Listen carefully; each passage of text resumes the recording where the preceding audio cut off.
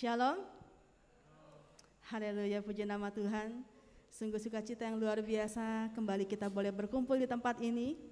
Kita akan bersama-sama beribadah untuk jemaat yang beribadah di gedung gereja maupun jemaat yang beribadah di rumah. Kita akan bersama-sama memuji dan menyembah Tuhan kita. Kita mau siapkan hati kita. Kita mau memberikan yang terbaik untuk Tuhan. Terima kasih Yesus. Kami bersyukur Tuhan untuk setiap nafas kehidupan yang boleh kami terima dari Engkau, untuk berkat-Mu yang berkelimpahan dalam kehidupan kami. Apabila pada hari ini kami kembali boleh beribadah, itu karena kemurahan Tuhan dan penyertaan Tuhan dalam hidup kami. Pagi hari ini Tuhan, kami rindu untuk kami boleh memuji dan menyembah-Mu Bapa. Kami ingin memberikan yang terbaik untuk Engkau karena Engkau telah terlebih dahulu memberikan yang terbaik bagi kami. Terima kasih Yesus. Haleluya.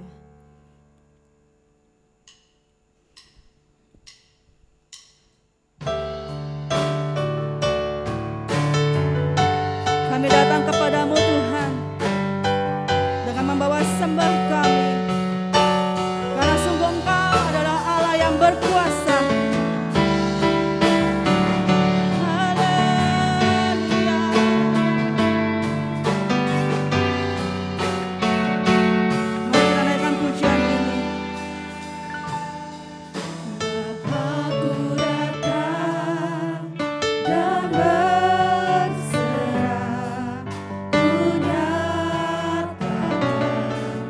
Kau yang berkuasa.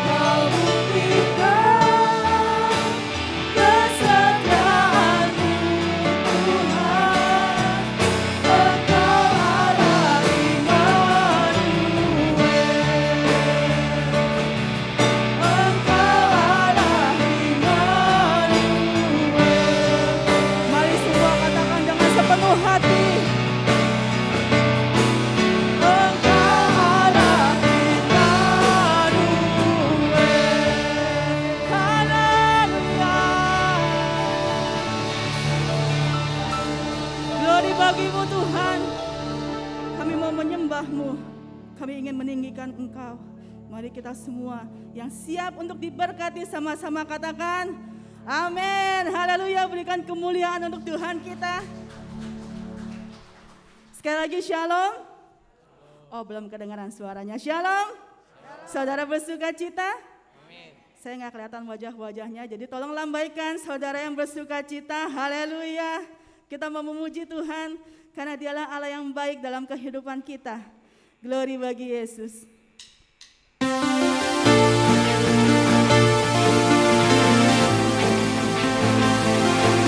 Engkau menebus kami Tuhan. Engkaulah sumber kekuatan kami.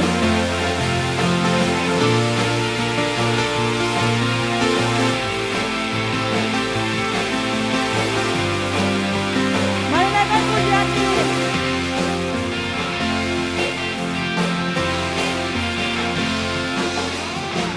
Dia mati bagiku, Dia mati bagiku, ya Tuhan, Allah penyelamatku. Kuasa maut dikalahkan, hidupku dipulihkan, ya Tuhan, Allah penyelamatku. Dia sungguh baik, Dia sangat baik, Yesus, Dia baik bagiku. Dia sungguh baik, Dia sangat baik, Yesus, Dia baik bagiku. Katakan Dia ada di dalamku. Dia ada di dalamku, bergerak di hidupku, ya Tuhan, Allah kekuatanku. Dia penuhi hatiku dengan kuasa kasih-Nya, ya Tuhan, Allah penolongku. Dia sungguh baik, Dia sangat baik, Yesus, Dia baik bagiku. Dia sungguh baik, Dia sangat baik, Yesus, Dia baik bagiku. Katakan Dia sungguh baik, Dia sungguh baik, Dia sangat baik, Yesus, Dia baik bagiku. Dia sungguh baik, Dia sangat baik, Yesus, Dia baik bagiku. Sekali katakan Dia sungguh baik, Dia sungguh baik, Dia sangat baik, Yesus, Dia baik bagiku. Dia sungguh baik, Dia sangat baik, Yesus, Dia baik bagiku. Yesus, Dia baik bagiku. Yesus, Dia baik bagiku. Berikan sorak-sorai untuk Tuhan kita. Haleluya. Kita mau terus meninggikan Dia, Tuhan kita, Allah kita yang hidup. Kita mau bersorak-sorai karena Dialah Allah yang berkuasa. Haleluya.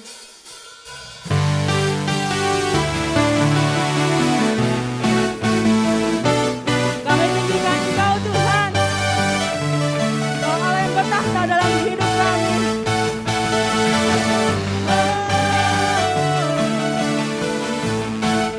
Kami sembah Engkau. Katakan namanya Tuhan, benar.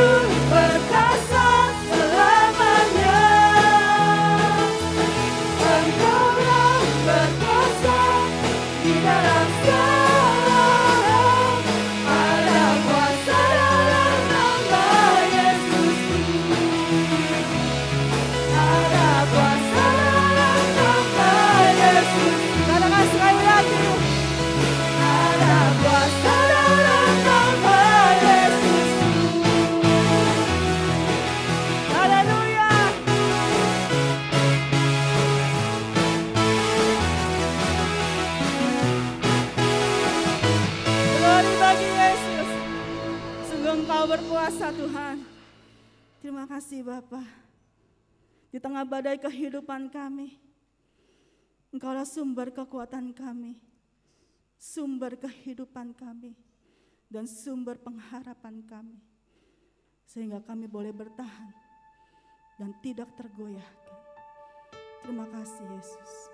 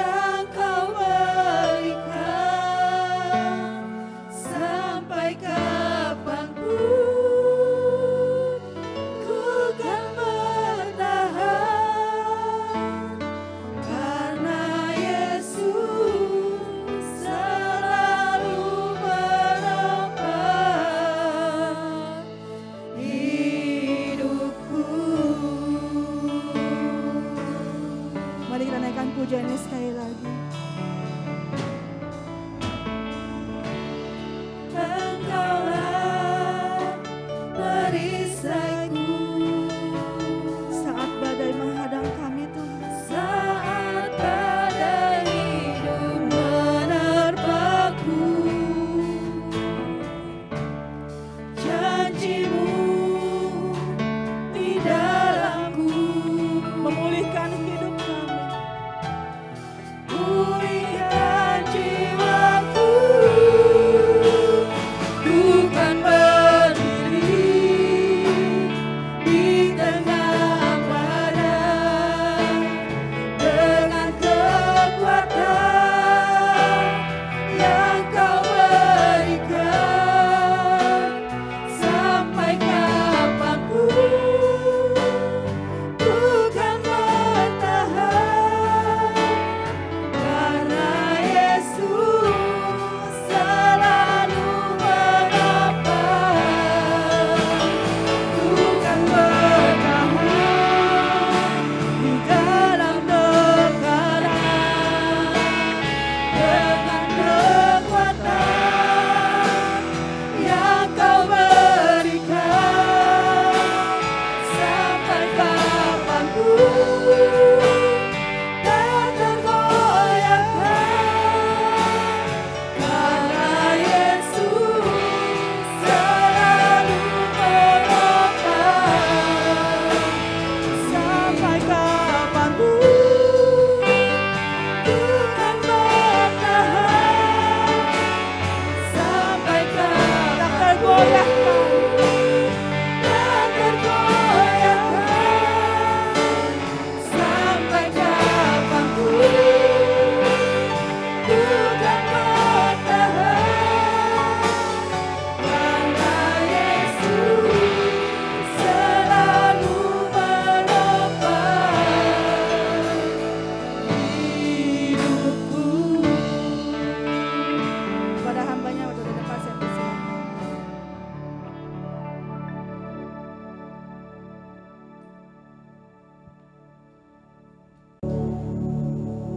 Mari kita berdoa. Tuhan, kami tundukkan hati kami di hadapan-Mu, Allah Sang Pemilik kehidupan kami, yang menyelamatkan hidup kami oleh pengorbanan Kristus Yesus di atas kayu salib. Terima kasih, kami semua orang-orang yang sangat berharga di mata Tuhan. Kami bersyukur karena pagi hari ini dalam kasih karunia-Mu kami diperkenankan ada di hadapan Engkau untuk membawa hidup kami, pujian penyembahan, korban syukur kami sebagai ibadah kami di hadapan Tuhan. Kuduskan biarlah semua menjadi dupa yang berkenan di hadapan Engkau. Bapa, dan inilah waktu-Mu untuk menasehati kami anak-anak-Mu, untuk memberikan kepada kami apa yang terbaik dari kebenaran Allah, supaya kami boleh mengerti hidup kami ini sungguh-sungguh sepanjang kami ada di bumi ini. Kami boleh mengalami pengenalan dan pengalaman-pengalaman pribadi bersama dengan Tuhan. Berkati kami semua dengan firman Allah yang sebentar Tuhan sampaikan melalui hamba-Mu ini. Dan kami percaya Roh Kudus memberikan kepada kami pengertian dan kemampuan kuasa untuk melakukannya. Dan di dalam nama Tuhan Yesus Kristus, firman yang hidup yang sudah menjadi daging, kami siap menyambut firman Tuhan. Kita semua katakan bersama-sama, amin. Haleluya. Silakan duduk kembali Bapak Ibu Saudara yang diberkati Tuhan. Shalom. Puji Tuhan. Kita bersyukur karena pagi hari ini oleh kemurahan Tuhan kita boleh kembali dipertemukan, ya. Bapak Ibu Saudara yang dikasihi Tuhan, kalau kita mau menoleh, ya, flashback sedikit ke belakang begitu ya, sepanjang masa pandemi setahun sudah lebih, ya. Barangkali kita berpikir, nah kalau Tuhan itu hidup, kenapa dibiarin terus ya kondisi ini berlarut-larut? Kan kita juga berdoa, kita juga melakukan banyak hal, tapi belum tuntas juga. Malah hari-hari ini ada varian baru yang membuat kita harus lebih waspada lagi, lebih berjaga lagi. Ya, Bapak Ibu Saudara, memang banyak hal dalam hidup ini yang kita tidak bisa mengerti. Ya, ada banyak pertanyaan dalam hidup ini yang kita nggak pernah bisa menemukan jawabannya. Kenapa demikian? Karena Allah bukan manusia. Dan Alkitab berkata, semua yang disingkapkan adalah milik kita, tetapi yang menjadi rahasia itu milik Allah. Karena Allah adalah sumber segala sesuatu. Dialah penyebab adanya segala sesuatu. Jadi jangan kita juga bertanya, kalau begitu yang menyebabkan Allah itu ada, siapa dong? Nah, bisa gila saudara ya. Karena Allah itu Alfa dan Omega, dia tidak berawal, tidak berakhir, dia adalah Allah sebagaimana dia ada. Dan pagi hari ini bagian daripadanya kita akan belajar bahwa Allah adalah sumber kehidupan. Dan saya mau sharingkan firman Tuhan dengan satu subtema, ya, hidup dari sumber kehidupan. Apakah PPT-nya sudah disampaikan? Tadi saya sudah kirim bersama Kosendi soalnya ya. Baik, Bapak Saudara yang dikasihi Tuhan, hidup dari sumber kehidupan. Apakah ada orang hidup dari yang bukan sumber kehidupan? Banyak. Ya, mereka hidup dari sumber-sumber yang lain yang sebetulnya itu bukanlah kehidupan. Sehingga ketika mereka hidup dari sumber yang salah, dari sumber yang kelihatannya hidup padahal mati, dari sumber yang sementara, yang fana, akhirnya di dalam menjalani kehidupan di dunia ini mereka pun persis sama dengan yang mereka andalkan sebagai sumber itu. Nah, karena itu kita perlu memahami, kita perlu mengerti, kita perlu menyadari, bahkan kita perlu menghidupi bahwa kita harus hidup dari sumber kehidupan. Kalau kita mau betul-betul hidup yang sebenarnya, Bapak Ibu Saudara ya. Nah, karena itu kita akan belajar bersama-sama pagi hari ini. Hidup dari sumber kehidupan itu bisa kita alami, bisa kita hidupi kalau yang pertama kita mengerti bahwa Tuhanlah yang mengadakan kehidupan. Tuhanlah yang mengadakan kehidupan. Kita ucapkan kalimat ini bersama-sama. Tuhanlah yang mengadakan kehidupan. Kita ulang kembali. Tuhanlah yang mengadakan kehidupan. Maksudnya si penyebab adanya hidup itu adalah Tuhan. Kenapa hidup ini ada? Karena Tuhan, Bapak Ibu Saudara ya. Kalau Tuhan nggak pernah membuat kehidupan, nggak pernah ada kehidupan itu sendiri, begitu. Jadi kalau begitu, maka saya harus hidup dari Dia yang mengadakan hidup itu sendiri. Karena banyak juga oknum pribadi atau ajaran-ajaran yang mengatakan bahwa kita bisa hidup dari sumber yang lain. Mereka menjadikan sumber kehidupannya itu duit, uang, ya, atau apapun yang sifatnya fana di bumi ini. Tapi kita harus mengerti yang pertama bahwa Tuhanlah yang mengadakan kehidupan. sebagai penyebab adanya kehidupan ini karena Tuhan yang mengadakannya. Itu dulu kita harus clear, harus setuju dulu Bapak Ibu Saudara ya. Harus paham, harus mengerti dulu. Kalau Tuhan tidak mengadakan kehidupan, ya nggak pernah ada, itu maksudnya ya. Jadi adanya kita aja nih, ini karena Tuhan yang menyebabkan, karena Tuhan yang membuatnya. Begitu. Kita baca Kejadian 2 ayat 7. Di screen itu sudah ada ya. Bersama-sama kita baca dengan suara yang keras, 2, 3 ya. Ketika itulah Tuhan Allah membentuk manusia itu dari debu tanah dan menghembuskan nafas hidup ke dalam hidungnya. Demikianlah manusia itu menjadi makhluk hidup. Bapak Ibu Saudara, ketika Allah menciptakan manusia sangat berbeda dengan Allah menciptakan semua makhluk-makhluk hidup yang lain. Perbedaannya ada 2. Yang pertama, bahwa makhluk lain diciptakan hanya dengan firman, jadilah terang. Jadi ya, makhluk-makhluk lain, jadilah burung-burung berterbangan, jadi, langsung jadi Bapak Ibu Saudara ya. Tetapi ketika Allah menciptakan manusia, Allah juga dengan firman, tetapi ada bahan dasarnya. Ada dari debu tanah begitu kan. Jadi Allah membentuknya dulu, Allah memahatnya. Makanya dalam diri kita ini ada unsur seni. Kita jadi indah kalau dilihat, bagus kalau dilihat. Semua urutan anggota tubuh kita bagus kalau diperhatikan. Sehingga tidak ada yang salah tempat. Mata ada di kepala, ya mata ada di kaki, walaupun ada mata kaki ya Bapak Saudara ya. Dan leher kita bisa pas pada ukurannya karena dibentuk.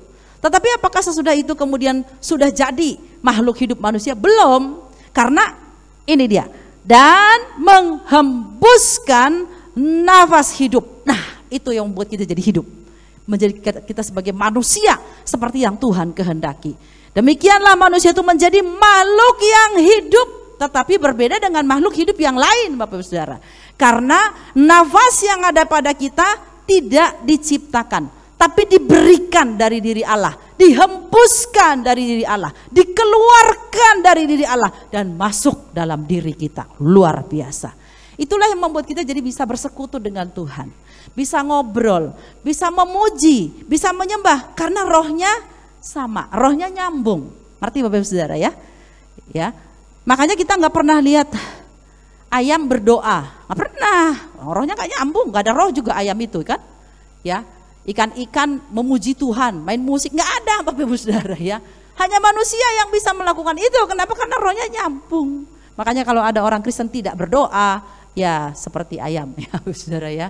Tidak memuji Tuhan, tidak bersekutu dengan Tuhan, seperti bebek lah itu Bapak Saudara.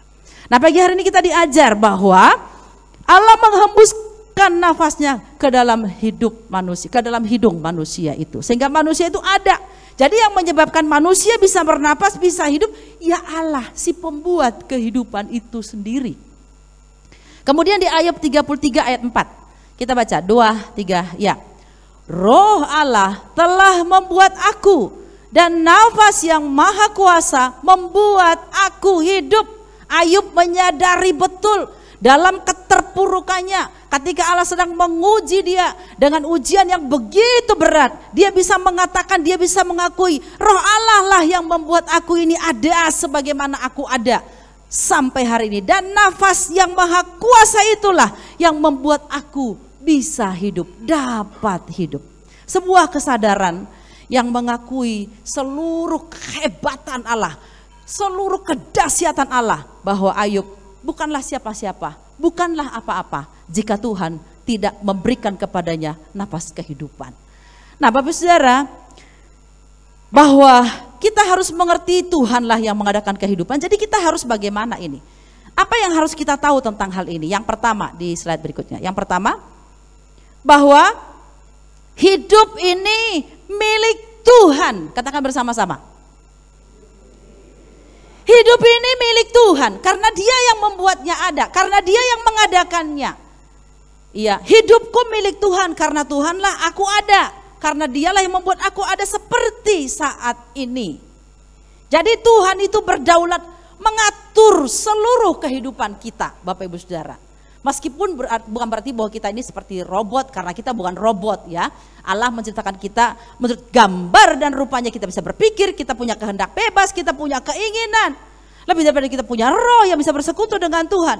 Tetapi bahwa yang berdaulat atas seluruh kehidupan kita ini, yang memiliki kuasa atas seluruh kehidupan kita ini, yang bisa membuat kita nanti hidup seperti apa ke depan, itu semua dalam kedaulatan Tuhan. Allah sudah menetapkan, Allah sudah menentukan setiap musim-musim yang akan kita lewati di sepanjang umur hidup kita sampai kita menutup mata dan kembali kepadanya. Dan sang pemilik kehidupan kita bukanlah yang merancangkan kecelakaan atas kehidupan kita. Tapi sang pemilik kehidupan kita, dia selalu merancang yang terbaik dalam hidup kita. Makanya dia bertanggung jawab atas hidup kita sebagai orang-orang yang percaya kepadanya. Saya tidak bicara mengenai orang dunia yang tidak mengenal Tuhan. Tapi kita yang ada di ruangan ini, yang ada di rumah juga yang mendengarkan firman Tuhan. Bahkan siapa saja yang mendengar firman Tuhan hari ini. Jadi kalau kita ada dalam kedaulatan Tuhan, dalam pengendalian Tuhan, harusnya kita belajar untuk taat, belajar untuk berserah kepadanya. Izinkan Tuhan untuk mengatur kehidupan kita, memimpin kehidupan kita. Jangan kita hidup semau-mau sendiri. Dan ketika Tuhan sedang mengadakan, mungkin Tuhan mengizinkan ada sebuah ujian dalam hidup kita. Jangan kita marah, jangan kita bersungut-sungut, jangan kita mempersalahkan Tuhan. Karena Tuhan tahu apa yang dia kerjakan yang terbaik dalam kehidupan kita. Bapak Ibu Saudara, hidup ini milik Tuhan. Hidup ini bukannya milikku sendiri. Hidup ini juga kalau Bapak Ibu Saudara, bapak-bapak sebagai seorang suami, hidup bapak-bapak bukanlah milik istri, tapi milik Tuhan. Hidup ibu-ibu juga bukan milik suami, tapi milik Tuhan. Anak-anak itu milik Tuhan, semua kita milik Tuhan. Dan sang pemilik kehidupan kita ini tahu betul siapa kita, karena dia yang mengadakan kita, dia yang membuat kita hidup seperti hari ini. Jadi dia pasti tahu apa yang terbaik untuk hidup kita. Terbaik menurut kita belum tentu terbaik menurut Tuhan, Bapak Ibu Saudara. Ya, jadi karena itu izinkan Tuhan yang berdaulat itu terus mendandani hidup kita, membentuk hidup kita, sehingga kita sungguh-sungguh betul-betul menjadi miliknya yang sungguh-sungguh dia banggakan, yang sungguh-sungguh dia jadikan untuk menyenangkan hatinya. Itu yang pertama yang kita harus tahu mengenai bahwa Tuhanlah yang mengadakan kehidupan. Dialah pemilik hidup kita. Satu saat kita juga akan kembali kepadanya. Karena dia yang punya kita, Bapak Saudara ya. Kalau saya punya barang apapun itu ya suka-suka saya dong, saya mau apakan barang ini. Tujuannya mau apa, saya suka-suka saya. Kapan saya harus berkata udah expired saya buang, ya suka-suka saya Bapak Saudara ya. Kapan saya nggak mau gunakan, saya mau kasih orang lain, suka-suka saya, orang punya saya, begitu. Hidup kita pun begitu. Ya, ada musim-musim yang Tuhan izinkan kita sakit. Ya, makanya jangan suka nyanyi ketika kita nyanyi suka-sukamu Tuhan. Itu kalau dipahami dengan baik bisa nangis, air mata kita mengalir. Karena itu berarti kita menyerahkan diri dalam kedaulatan tangan Tuhan. Terserah Tuhan lah, mau Tuhan buat seperti apa hidup ini, kan hidup ini milik Tuhan. Ya. Kemudian yang harus kita pahami bahwa Tuhanlah penyebab kehidupan itu ada. Hargai hidup kita. Hargai hidup sebagai pemberian Tuhan. Tuhan saja menghargai hidup kita kan Bapak Saudara ya. Masa kita nggak menghargai hidup kita? Tapi ada banyak orang Kristen nggak bisa menghargai hidupnya. Hidup asal, hidup sembarangan, hidup semau-maunya. Tidak bisa memanage hidup ini. Dan akhirnya ketika dia mengalami satu hal, masalah atau penyakit, dia mempersalahkan Tuhan. Bukan Tuhan yang salah, kita yang nggak bisa mengelola hidup kita dengan baik. Hidup ini harus dipertanggungjawabkan kepada sang pemiliknya. Hati-hati Bapak Ibu Saudara, karena pemilik kita satu saat ketika kita pulang kita akan ditanya, kau apakan hidupmu selama di bumi? Apa yang sudah kau kerjakan dengan hidupmu? Ya, kau buat apa hidupmu? Dan karena itu kita harus belajar menghargai hidup kita sesuai dengan firman Tuhan. Allah memberikan panduannya, Alkitab Bapak Ibu Saudara ya.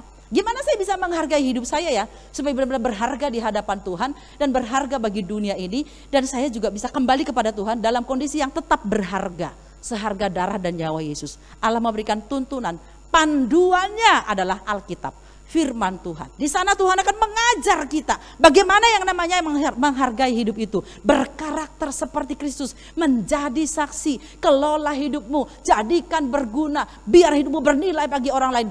Semua ada di firman Tuhan ini Bapak Ibu Saudara. Karena Tuhan juga gak mau kita ada di dunia sekedar melintas begitu saja. Tapi Allah mau kita ada di dunia ini sebagai miliknya yang berharga. Betul-betul menghargai hidup ini dan bermanfaat, bernilai selama kita ada di dunia ini. Apakah hari-hari ini kita masih menghargai hidup kita dengan menjaga kesehatan, dengan menjaga apa yang Tuhan percayakan kepada kita, dengan menjaga keluarga kita, menjaga semua kemampuan yang Tuhan beri, mengelola semua potensi yang Tuhan berikan, mengelola semua talenta yang Tuhan berikan dan kita persembahkan kepadanya. Hargai hidup kita, Bapak Ibu Saudara. Mungkin orang lain tidak menghargai hidup kita ya, menganggap kita remeh, melecehkan kita, membuli kita. Bahkan bukan orang lain, mungkin di dalam keluarga sendiri seperti itu ya. Nyesel mama punya anak seperti kamu. Mungkin ada orang tua ngomong begitu ya. Atau saya gak mau terima, saya punya orang tua seperti papa mama. Mungkin begitu. Tapi apapun kata dunia, hari ini firman Tuhan kembali mengingatkan kita bahwa hidup kita ini sangat berharga di hadapan Tuhan. Dan hargailah hidup ini, Bapak Ibu Saudara. Kemudian ketika kita mengerti bahwa Tuhanlah yang mengadakan hidup kita, maka kita tidak perlu khawatir.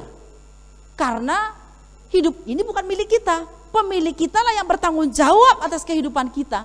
Dan percayalah bahwa pertanggungjawaban Tuhan atas kehidupan kita itu dijamin sampai kepada kita pulang kepadanya, Bapak Ibu. Jadi kita harus betul-betul pahami betul. Jangan khawatir.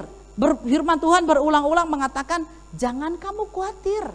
Serahkanlah khawatirmu kepada Tuhan. Kenapa banyak orang khawatir? Karena dia pikir hidup ini milik dia.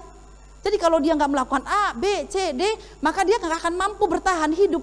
Maka apapun dia lakukan, bahkan hal-hal yang haram sekalipun, hal-hal yang tidak sesuai dengan firman Tuhan, dia lakukan juga untuk mengatasi kekhawatirannya itu karena dia pikir dengan kemampuannya dia sanggup mempertahankan hidup. Tapi kita bukan orang-orang yang seperti itu. Kita mengetahui siapa dan mengenal siapa pemilik kehidupan kita. Ya, ketika ada hal-hal yang dalam hidup ini sepertinya mencemaskan kita. Ya Tuhan, apa saya masih sanggup menjalani hidup saya untuk hari ke depan? Ya, ini sekarang memang belajarnya online, tapi uang sekolah jalan terus. Ya kan? Apakah uang sekolah online juga? Enggak kan? Berhenti? Enggak, tetap aja kita bayar. Anak-anak sudah mau kuliah sebentar lagi. Dan banyak hal lagi pergumulan-pergumulan yang lain Bapak Saudara. Apalagi dalam pelayanan, gak ada habis-habisnya pergumulan dan dalam pelayanan itu. Tapi kita gak perlu khawatir. Karena Tuhan mengajarkan kita hari ini. Dia pemilik kehidupan kita. Dia bertanggung jawab. Dia menjamin kita. Dia menopang kita. Dia tahu apa yang kita perlukan. Dia menolong kita tepat pada waktunya. Allah itu tidak terlalu tidak terlalu fokus ya dengan kesibukan kita mengatur Tuhan. Tuhan udah mepet nih, Tuhan tinggal besok, tinggal 1 jam. Tuhan bukan Tuhan yang terburu-buru mengerjakan sesuatu seperti waktu kita. Tapi juga Tuhan bukan Tuhan yang berlambat-lambat sehingga sudah lewat waktunya. Enggak Bapak Ibu Saudara. Tapi Tuhan selalu menolong itu tepat pada waktunya. Ya, ketika kekhawatiran mulai datang melanda hati kita, maka kita harus ingat, hidupku ini milik Tuhan. Dia bertanggung jawab atas hidupku. Aku percaya kalau hari-hari lalu Tuhan tolong, hari ini pun Tuhan tolong. Kalau masa di waktu-waktu sulit yang lalu Tuhan memberikan kepada saya jalan keluar, sekarang pun pasti Tuhan berikan saya jalan keluar. Jadi serahkan hidup kita, serahkan khawatir kita kepada Tuhan. Jangan hidup dalam kekhawatiran, karena kekhawatiran hanya membuat kita menambah penyakit dalam diri kita. Ada banyak orang bukan karena ada sakit secara medis dalam tubuhnya, bukan karena itu, tapi karena dia khawatir, akhirnya dia asam lambungnya naik, iya kan, Bapak Saudara, ya. Karena khawatir, akhirnya migrain, vertigo. Jadi kita yang mempersilahkan penyakit itu masuk karena kita selalu hidup dalam kekhawatiran. Khawatir nih anak-anak nanti bagaimana, khawatir nih toko masih bisa survive enggak ya, masih bisa berjualan enggak, semuanya dikhawatirin. Kenapa begitu? Karena tidak mengenal Tuhan itu adalah pemilik kehidupan kita. Makanya kita datang ibadah hari ini, kiranya ini memperdalam pengenalan kita akan Tuhan, bahwa kita ini milik Tuhan dan Dia bertanggung jawab penuh atas kehidupan kita. Itu yang pertama, bahwa Tuhanlah yang mengadakan kehidupan ini. Dia yang memberikan nafas hidup kepada kita, dan satu saat kita akan kembali kepadanya, dan karena Dialah maka kita hidup ada seperti hari ini, yaitu bahwa kita harus mengerti hidup ini milik Tuhan, bukan milikku, maka aku harus menghargai hidup ini, tidak hidup sembarangan, tidak hidup sesuka-suka hati, tidak hidup semau saya, dan saya juga belajar untuk tidak selalu khawatir, tetapi menyerahkan segala sesuatunya kepada Tuhan. Itu yang pertama. Yang kedua, dua hal saja ya Bapak Ibu Saudara. Hidup dari sumber kehidupan yang kedua, bahwa kita harus menyatu dengan Tuhan, Sang sumber kehidupan. Sama-sama katakan. Ya, ada di layar ya. Kita harus menyatu dengan Tuhan, Sang sumber kehidupan. Apa ini Bapak Ibu Saudara? Kita lihat dalam Kisah Rasul 17 maksud saya. Kisah Rasul 17 ayat 28. Di layar itu ada ya. Mari kita baca bersama-sama dengan suara yang keras. 2, 3, ya. Sebab di dalam Dia kita hidup, kita bergerak, kita ada.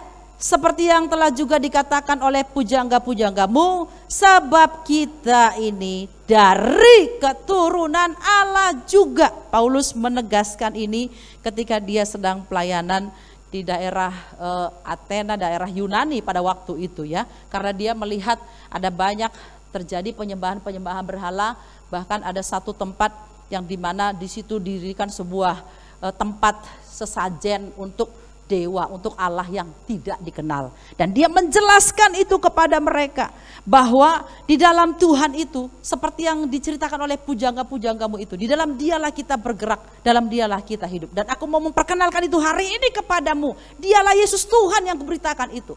Dan dia menginjil di daerah Yunani itu Bapak Ibu Saudara. Ya, di dalam Dia kita hidup, kita bergerak, kita ada. Dan kita ini adalah keturunan Allah juga. Apa maksudnya? Bagaimana kita harus hidup ketika kita mengerti bahwa kita harus menyatu dengan Tuhan Sang sumber kehidupan. Yang pertama, jangan pernah sombong dalam hidup ini. Belajar hidup rendah hati Bapak Ibu Saudara ya. Kenapa? Karena hidup kita itu bergantung penuh kepada Tuhan. Bergantung penuh kepada Tuhan.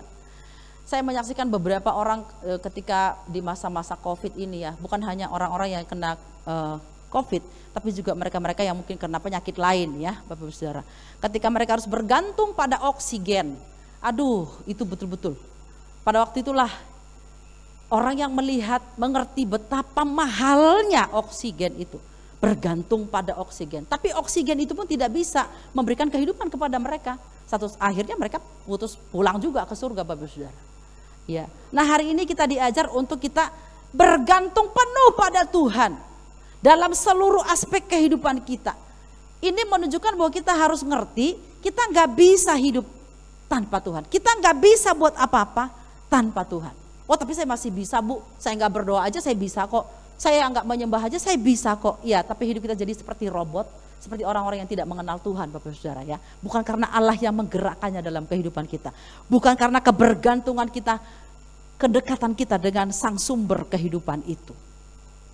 Ada banyak orang yang berkata bahwa oh saya bisa begini mah karena saya sekolah ya kan, karena saya bekerja dong ya, saya cari duit yang banyak makanya saya jadi bisa seperti hari ini. Oh saya ini semua hasil keringat saya, dan banyak lagi omongan ungkapan kesombongan.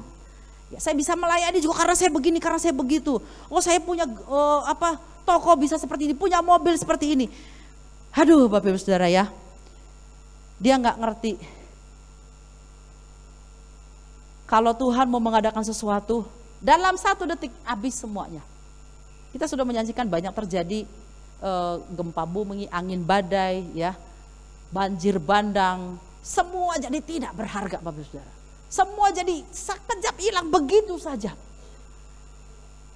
Ya kalau kita menggantungkan diri kepada semua hal-hal itu, maka yang ada akan stres, akan depresi, akan gila tentunya. Ya, makanya dalam justru masa-masa seperti inilah kebergantungan kepada Tuhan itu harus lebih dalam lagi. Kenapa? Karena nggak ada yang bisa menjamin kehidupan kita loh, kecuali Tuhan saja. Nggak ada yang bisa Bapak Ibu Saudara. Ya. Jangan pernah kita menyombongkan diri, belajarlah rendah hati, libatkanlah Tuhan. dalam seluruh aspek kehidupan kita. Makanya Tuhan mengajar kita dalam doa Bapa kami, doa harian. Ya, berikanlah kami pada hari ini makanan kami yang secukupnya. Setiap hari, pada hari ini, pada hari ini. Bukan pada seminggu, pada sebulan, pada setahun, pada 10 tahun. Enggak begitu. Pada hari ini ungkapan kerendahan hati. Tiap pagi saya harus datang merendahkan diri di hadapan Tuhan. Tiap hari hidup saya bergantung pada kasih karunia Tuhan. Tiap saat hidup saya bergantung pada sumber kehidupan itu yang akan memberikan kepada saya kehidupan, bukan hanya secara materi jasmani, tapi juga kehidupan yang sesungguhnya itu kehidupan kekal. Makanya dalam Yohanes 10 ayat 10 firman Tuhan berkata, pencuri datang hanya membunuh, pencuri membinasakan, tapi aku datang untuk memberikan hidup dan hidup yang berkelimpahan. Berkelimpahan jangan diartikan duit, Bapak Ibu Saudara, harta, bukan. Tapi berkelimpahan di situ maksudnya adalah hidup yang berkualitas, hidup yang sebenarnya, hidup yang di dalamnya ada nilai kekekalan sampai kepada surga nanti. Itu maksudnya. Itulah hidup yang diberikan Yesus. Bukan seperti hidup yang diberikan oleh dunia yang sumbernya bukanlah kehidupan itu sendiri. Mereka hanya hidup berdasarkan biologis, berdasarkan biosnya saja, mencukupkan segala materi, bergerak berdasarkan insting, bergerak berdasarkan apa yang mereka anggap baik dan itu menyenangkan hidup mereka. Tetapi di dalam Tuhan, aku datang memberi hidup yang berkelimpahan, hidup yang punya nilai sampai pada kekekalan, hidup yang berkualitas, hidup yang punya otoritas. Nah, kepada sang kehidupan inilah kita harus menggantungkan seluruh kehidupan kita. Sehingga hidup ini bernilai, hidup ini berharga, hidup ini berarti, hidup ini memiliki nilai kekekalan. Bapak Ibu, jangan sombong ya, belajar kita untuk rendah hati. Di luar Tuhan kita pasti mati. Yes, mati rohani. Jelas Bapak Saudara ya. Makanya tadi di dalam Dia kita hidup gitu kan, di ayat yang di atas itu, dalam Kisah Rasul itu. Jadi di luar Dia kita mati, udah pasti ya. Di dalam Dia kita bergerak, yes. Di luar Dia kita lumpuh secara rohani. Meski ke gereja kelihatannya, meski KTP-nya Kristen, tapi rohaninya lumpuh. Nggak bisa menghadapi persoalan hidup, nggak punya roh yang bisa membangkitkan semangatnya untuk dia selalu hidup dalam keintiman dengan Tuhan. Dan di luar Dia kita sungguhnya tidak ada. Hanya di dalam Dialah kita betul-betul ada eksis seperti hari ini. Menyatu dengan Tuhan sang sumber kehidupan itu. Jangan pernah sombong, bergantung penuh kepada Dia, belajar rendah hati. Dan karena kita sadari di luar Dia kita lumpuh, kita mati, kita tidak ada Bapak Ibu. Yang berikutnya yang kita harus mengerti, menyatu dengan Tuhan sang sumber kehidupan itu melekat pada Tuhan. Melekat pada Tuhan ya. Itu kurang nama kitabnya, harusnya Yohanes 15 ayat 5. Kita baca sama-sama ya, Yohanes 15 ayat 5. 2, 3 ya. Akulah pokok anggur dan kamulah ranting-rantingnya. Barang siapa tinggal di dalam aku dan aku di dalam dia, ia berbuah banyak. Sebab di luar aku kamu tidak dapat berbuat apa-apa. Garis bawahi kalimat terakhir, di luar aku kata Yesus kamu tidak dapat berbuat apa-apa. Loh, kok orang dunia bisa Bu berbuat apa saja yang mereka mau? Mereka tuh di luar Kristus loh Bu. Tapi semua perbuatan mereka digerakkan yang bukan sumber kehidupan. Tapi digerakkan oleh sumber kematian, iblis maksud saya, maut. Itulah yang menggerakkan mereka. Tetapi ketika kita ada di dalam Kristus, sang sumber kehidupan itu yang akan menggerakkan kita, memampukan kita untuk melakukan apapun, baik itu kehidupan kita secara biologis ini maupun kehidupan kita secara kerohanian, apalagi ya dalam kita melayani Tuhan tentunya Bapak Ibu. Karena itu kita harus melekat kepada Dia, sang sumber kehidupan itu. Melekat bukan sekedar nempel, kalau nempel masih bisa lepas. Melekat seperti permen karet nempel di rambut. Pernah ngalamin? Permen karet nempel di rambut, harus diapain? Bisa nggak dipisah? Nggak bisa, kecuali rambutnya digunting, begitu. Kita mestinya melekat sama Tuhannya tuh begitu Bapak Ibu Saudara. Kalau kita terlepas dari Tuhan, kita akan koyak, kita akan hancur, kita akan terlepas. Itu maksudnya. Makanya melekat, bahasa yang paling tepat, bukan sekedar nempel. Ya, menyatu itu kita melekat Tuhan di dalam kita, kita di dalam Tuhan. Ya, Tuhan ada di dalam hati kita, dalam hidup kita. Dia yang memimpin kita, Dia yang mengarahkan hidup kita. Dan kita pun mau menuruti, kita pun mengikuti semua tuntunan Tuhan. Melekat pada Tuhan supaya kita dimampukannya berbuat segala sesuatu yang terbaik, yang menyenangkan Tuhan, yang mempermuliakan nama Tuhan. Dan jadilah berkat dalam hidup kita. Berbuah, bersaksi. Kan itu yang menjadi visi kita kan? Umat yang bersaksi dan berkarakter Kristus Bapak Saudara ya. Tapi kalau kita hanya bersaksi, mau berkarakter, tapi tidak melekat pada sang sumber kehidupan, maka akhirnya jadi ngawur nanti kesaksian kita. Jadi ngawur karakter kita juga. Enggak jadi berkat buat orang lain Bapak Ibu. Karena yang mengelola, yang memimpin, yang menggerakkan, yang menjadi sumber dalam kehidupan kita bukan sang kehidupan Kristus itu. Jadi semua jadi kacau balau. Bukan lagi menuntun kepada kehidupan, bisa kepada kebinasaan, bisa kepada maut. Tapi kalau Kristus, dia sang sumber kehidupan itu, kepadanya kita melekat, kepadanya kita bergantung penuh, dan kita ada di dalam dia, dia ada di dalam kita. Ya, saya baca waktu Kosen dikirimkan ke saya tentang tema-tema di sepanjang bulan ini. Minggu lalu Bapak Saudara mendengarkan firman Tuhan apa? Masih ingat? Minggu lalu apa tema firman Tuhannya?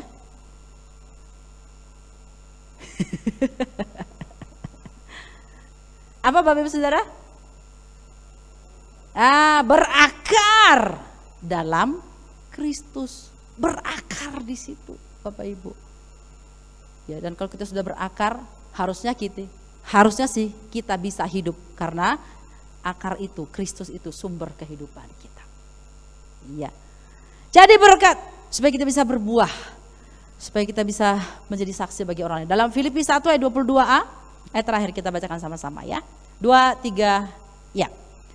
Tetapi jika aku harus hidup di dunia ini, itu berarti bagiku apa? Bekerja untuk memberi buah. Ada kata hidup, ada kata bekerja dan memberi buah. Ya, inilah hidup yang bernilai.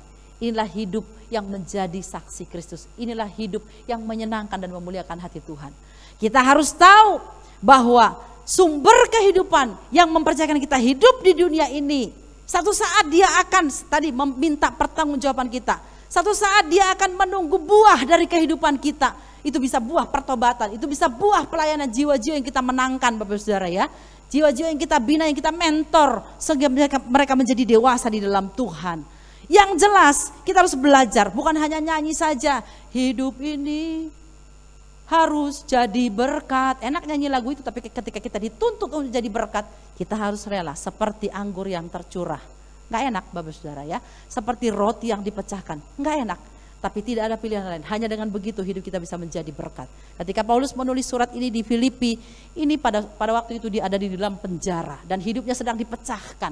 Hidupnya seperti tercurah hari-hari itu. Tapi dia berkata apa? Memang inilah panggilanku, kalau aku masih diberi hidup, itu berarti bagiku bekerja untuk memberi buah.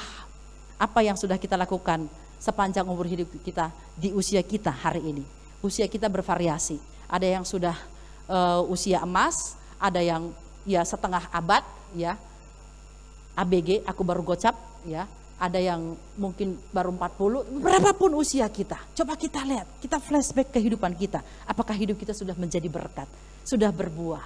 Dimulai dari keluarga, jangan sampai orang tua kita tarik urut dada, oh Tuhan mau diapain, ya ini anak tapi mau didoain macam-macam nanti takut terjadi sesuatu. Artinya apa?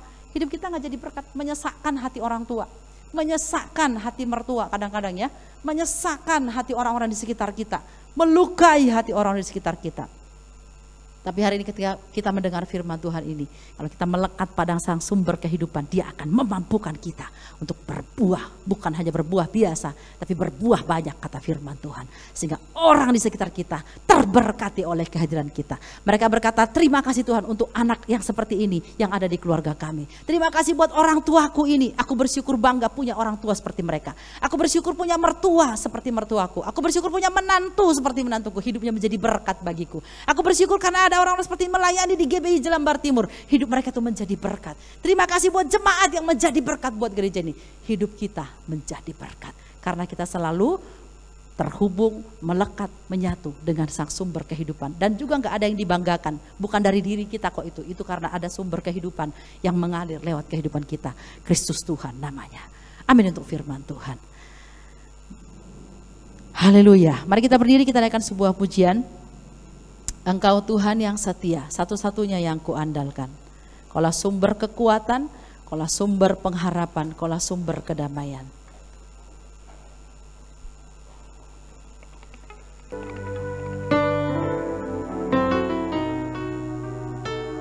Tuhan Yesus, Sang kehidupan dan sumber kehidupan, Engkau ada di tengah-tengah kami saat ini. Kalau selama ini kami mengandalkan yang lain, menggantungkan diri kepada yang lain, menghubungkan diri kepada yang bukan sumber kehidupan itu sendiri, atau hubungan kami tidak baik, tidak melekat padamu, Tuhan, hari ini pulihkan kami, supaya betul-betul Yesus sumber kehidupan, Tuhan sumber kehidupan itu nyata di hidup kami.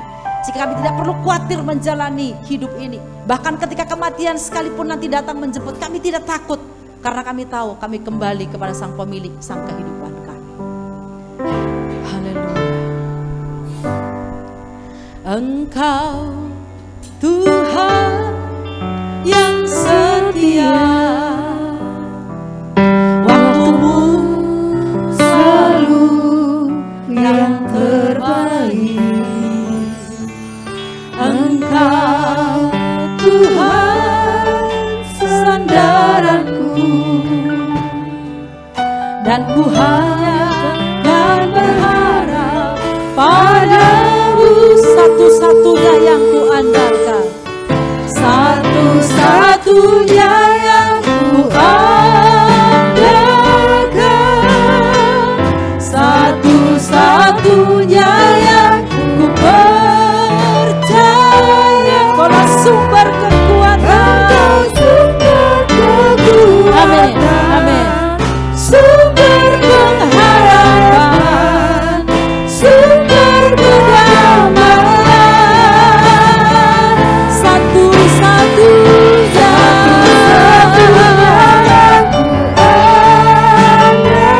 Yesus sumber kehidupan, satu-satunya yang percaya. Engkau Tuhan memberkati, Tuhan penyembuhku, Tuhan pemulih. Angkat kedua tanganmu kepada Dia, Sang sumber kehidupan, satu-satunya yang ku andalkan, satu-satunya yang ku percaya. Oh Tuhan, Engkaulah sumber kekuatan, haleluya, sumber pengharapan, sumber kedamaian, sumber segalanya, satu-satunya yang ku andalkan, satu-satunya yang ku percaya. Oh Tuhan, Engkau yang memberkati, haleluya, amin. Tuhan penyembuhku, Tuhan, Engkau Tuhan memberkati, Engkau Tuhan memberkati, amin. Tuhan penyembuhku, Tuhan pemulihku. Berikan tepuk tangan sorak-sorai yang meriah bagi Tuhan, sumber segala sumber kehidupan. Meteraikan firman-Mu di hati kami. Biarlah kami benar-benar memahami Engkaulah Tuhan Sang sumber kehidupan, dan kami mau hidup hanya dari Engkau Sang sumber kehidupan. Tuhan tolong kami supaya kami terus dan terus mengerti bahwa segala apapun di dunia, bahkan hidup ini, karena Tuhanlah yang mengadakannya, dan Engkaulah yang bertanggung jawab. Kami tidak perlu khawatir, tapi kami juga harus menghargai hidup ini, bahwa Tuhan, kami harus selalu menyatu dengan Engkau. Kami ada di dalam Engkau dan Engkau ada di dalam kami. Dalam nama Yesus, tolong kami semua Tuhan, tolong kami supaya apa yang kami dengarkan ini menjadi warna hidup kami ketika kami keluar dari ruangan ini. Terpujilah Engkau, kami kembalikan segala kemuliaan hanya bagi Yesus Tuhan, Sang sumber kehidupan kami. Kami sudah berdoa, kita semua yang diberkati katakan bersama dengan saya, amin. Silakan duduk kembali, saya serahkan kepada yang melanjutkan pelayanan.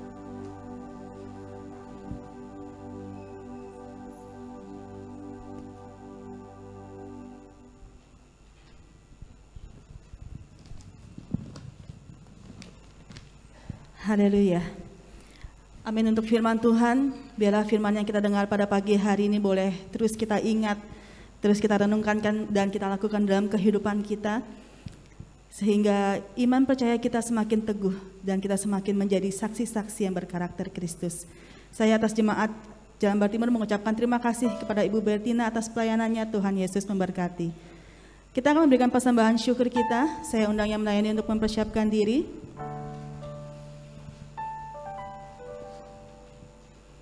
Dan kita akan berdoa. Terima kasih Tuhan untuk kemurahan-Mu dan berkat-Mu, untuk firman yang telah kami dengar pada pagi hari ini Tuhan. Kami bersyukur karena Engkau sumber kehidupan kami, sumber pengharapan dan sumber kekuatan kami. Sementara kami akan memberikan persembahan syukur kami Tuhan, sedikit dari begitu banyak berkat yang berlimpah yang Tuhan berikan dalam hidup kami. Biarlah persembahan ini boleh berkenan dan menyenangkan hati Tuhan, dan boleh digunakan untuk pekerjaan Tuhan di gereja-Mu ini. Terima kasih Bapa, kami siap untuk memberi dengan hati yang penuh dengan sukacita. Haleluya, amin. Persembahan dijalankan. Untuk Bapak Ibu Saudara yang masih ingin memberikan persembahan secara online, dapat melakukan transfer ke rekening gereja atau melalui scan barcode. Baik, beberapa hal yang akan saya sampaikan pada pagi hari ini, yaitu untuk hari Kamis tanggal 13 Mei kita akan kembali beribadah merayakan kenaikan Tuhan Yesus dengan tema Amanat Agung dengan pembicara Bapak Boris Manurung, dan ibadah juga diadakan 2 kali, jam 8 pagi dan jam 10 pagi, serta secara online jam 6 sore. Lalu untuk minggu depan, tanggal 16 Mei, kita akan kembali beribadah dengan tema Mati untuk Berbuah dengan pembicara Bapak Gunawan Chandra. Juga diadakan 2 kali, jam 8 dan jam 10 pagi. Saya menghimbau untuk Bapak Ibu Saudara, jemaat maupun untuk pelayan ibadah dapat melakukan registrasi melalui link yang dikirimkan melalui WhatsApp Sekretariat Gereja. Jadi Bapak Ibu Saudara yang belum pernah menerima WhatsApp dapat menghubungi sekretariat agar nomor handphonenya dapat didata. Baik, lalu untuk komunitas Pasutri akan diadakan temu kompas via Zoom dengan hari Rabu tanggal 19 Mei jam 7:30 malam. Temanya adalah Needs and Wants, ya, keinginan dan kebutuhan. Mana yang lebih penting?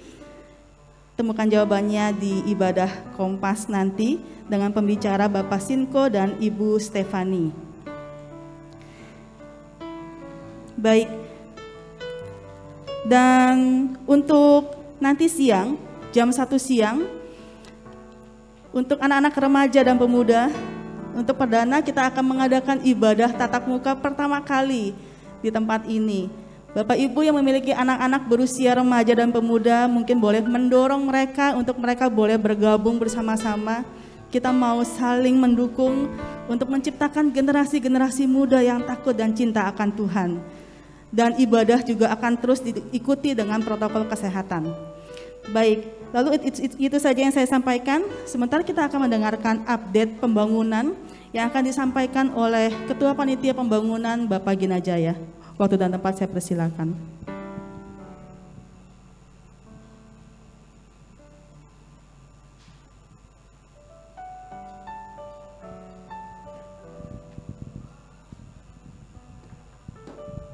Puji Tuhan, Bapak Ibu yang saya kasih dalam kasih Tuhan.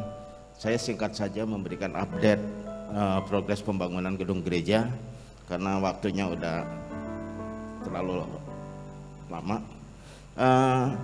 Progres pembangunan gedung gereja kita sampai saat ini sudah mencapai 90%. Ya, jadi tinggal sisa 10% lagi itu pekerjaan sipilnya. Ya, pekerjaan sipil sudah mencapai 90%. Lalu apa aja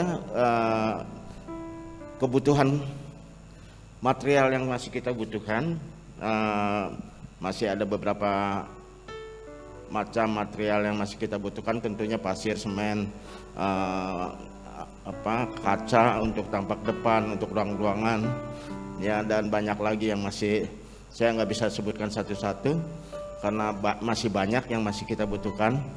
Jika Bapak Ibu Saudara mau memberikan, ya ikut berkontribusi dalam pembangunan lewat sumbangan-sumbangan berupa material, bisa hubungi saya langsung, ya bisa hubungi saya langsung, karena sumbangan Bapak Ibu harus sesuai dengan apa yang kita butuhkan. Ya, kita masih butuh granit untuk lantai, untuk bagian belakang. Terus berapa dana yang kita sudah keluarkan untuk progres pembangunan kita sampai saat ini. Untuk pembangunan gedung gereja kita sudah keluar 3,7 M, ya 3,7 miliar. Terus masih berapa lagi yang harus kita butuhkan untuk mencapai pembangunan gedung gereja kita, ya sampai selesai. Kalau dengan fasilitas keseluruhan, kita masih membutuhkan sekitar 2,5 miliar. Ya, masih butuh 2,5 miliar dengan seluruh fasilitas. Fasilitas apa aja? Fasilitasnya untuk ruangan ibadah, kita masih butuh AC sentral, kita butuh lift. Ya, kita butuh lift, butuh AC sentral, butuh sound system, akustik, peredam suara, ya. Terus butuh genset, ya. Itu jenis-jenis itu yang saya sebutkan tadi itu sekitar 1,8 M. Ya. Terus berapa dana yang masih kita ada sampai saat ini? Puji Tuhan, Tuhan memberkati kita terus dalam pembangunan gedung gereja. Ya. Dana kita masih ada 1 M. Ya, 1 M. Jadi kita masih butuh cari dana. Ya, kita masih butuh cari dana. Sekitar 1,5 M. Dan saya bersyukur sekali kontribusi jemaat tetap terus menerus ya mengalir, ya sampai saat ini masih ada terus mereka yang menyumbang, ya berupa apa aja, berupa wastafel, berupa kloset, ya berupa AC, ya AC split maksud saya, karena kalau kita di ruangan ibadah kita butuh AC sentral. Kalau untuk ruangan kelas sekolah minggu, ruang serbaguna apa itu kita pakai AC split. Yang kita butuhkan AC split itu 23 unit. Ya, 23 unit, dan puji Tuhan sampai saat ini sudah 18 unit. Jadi kita masih orang sumbang, kita masih butuh 5 unit. Ya. Saya rasa demikian aja update pembangunan kita pagi hari ini. Saya yakin dan saya percaya Tuhan tetap menyediakan berkat sampai pembangunan kita tercapai dengan sukses. Tuhan memberkati. Haleluya. Boleh berikan kemuliaan untuk Tuhan kita. Perjuangan kita belum selesai saudara, tapi saya yakin dan percaya Tuhan akan mampukan kita untuk terus membantu mendukung program pembangunan ini. Dan bila kita terus berdoa, Tuhan akan mencukupkan segala sesuatunya. Kita bangkit berdiri, kita akan mengakhiri ibadah ini. Saya undang Ibu Gembala untuk memimpin kita dalam doa penutup dan doa berkat.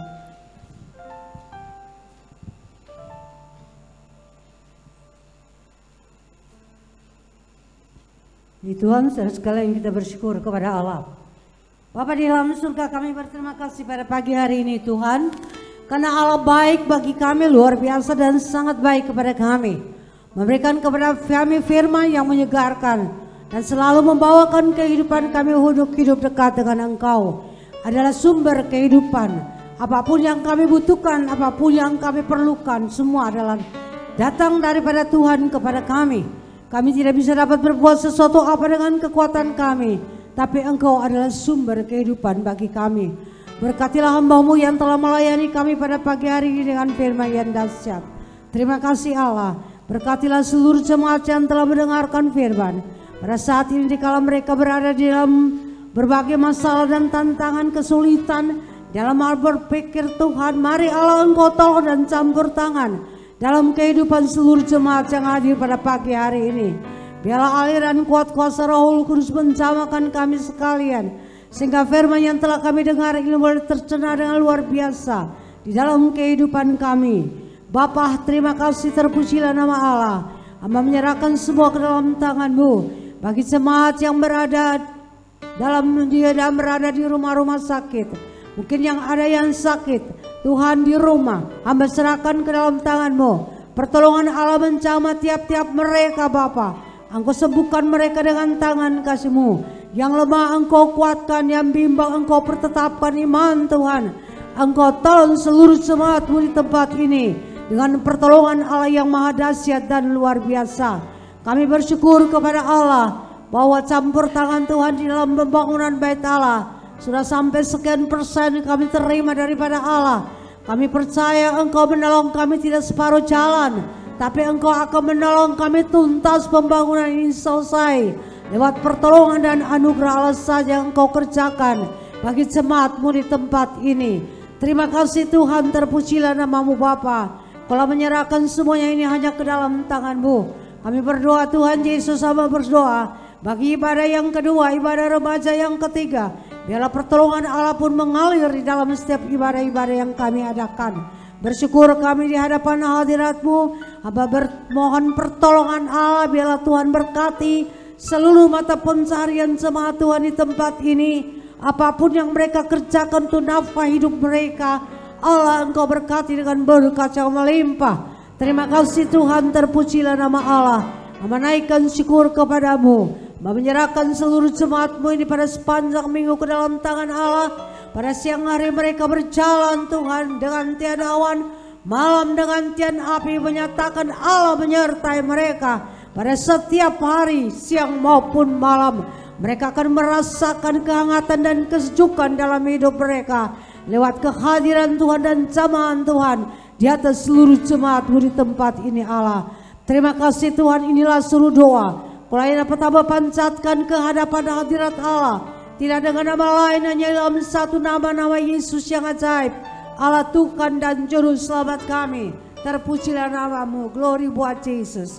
Jemaat yang dikasihi Tuhan, pulanglah dengan berkat daripada Allah Bapa, persekutuan daripada Allah Anak, dan kuat kuasa Roh Kudus menyertai kita sekalian mulai dari hari ini sampai Maranatha, Yesus Engkau datang kembali. Haleluya, amin. Tuhan memberkati saudara sekalian. Selamat berhari Minggu, selamat beraktivitas. Tuhan memberkati.